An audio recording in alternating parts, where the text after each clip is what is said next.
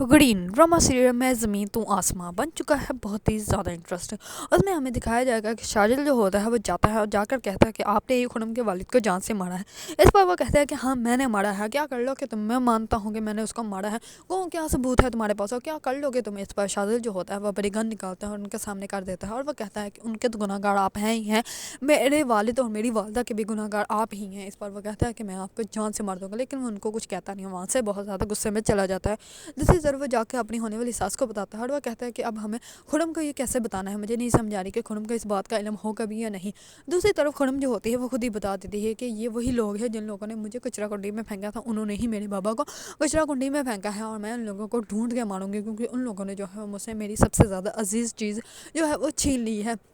اس پر خرم جو ہوتا ہے, اس پر جو ہوتا ہے شاذل, وہ بہت زیادہ حیران پریشان ہو جاتا ہے کیونکہ اس نے کبھی سوچا بھی نہیں تھا کہ خرم کو اس بات کا احساس ہو سکتا ہے کہ وہی لوگ ہیں جن لوگوں نے جو ہے اس کو وہاں پہ پھینکا تھا. دوسری طرف خرم جو ہوتی ہے وہ بہت زیادہ ابدیدہ ہوتے ہیں کیونکہ وہ